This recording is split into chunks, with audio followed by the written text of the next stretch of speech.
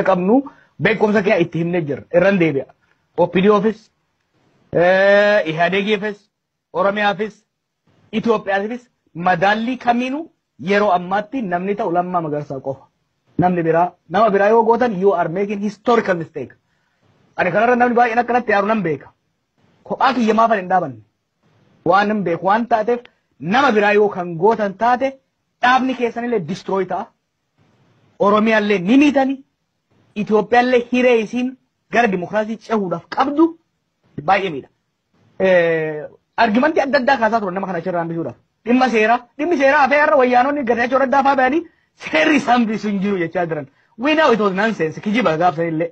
Look, what calculation kamiinu. This will be my last word kadhimma kanarratti. Calculation kamiinu. OPDOfis, IHADEGifis, Oromiyaafis, Itoophiyaadhaafis yeroo ammatti namni fayyadu lammaadha. Keessattuu peaceful transition.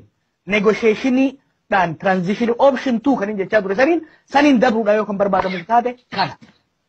Waan biraatti hin jarjarina odeeffannoo kana keessa. Gaafan ba'ullee Oromoo jeetiin ba'a. Hangarrallee Oromootiin dalage. Yoon du'ellee akkuma Oromootiin du'a.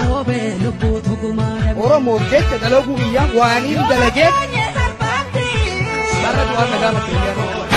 Du'aa miti odoo ardi kanarra azaabanan naqanii hanga ummanni Oromoo bilisummaa isaa argatutti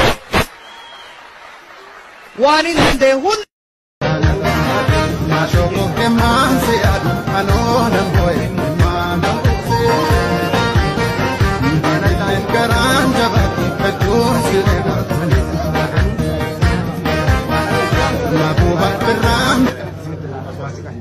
Keerroon magaalaa Gincii bakka buune gaaffiin kun immoo karaa miidiyaatti kan sin eega gurra uummata bal'aa keessa wanti nu dabarsitanii jedheera gaaffii kana gaafateera qabsoo jalqabaa hanga dhumaatti geesse hanga kanarra jirtu imaanantaa dhiiga dhangala'ee fi lafeewwan kalee magaalaa Gincii bakka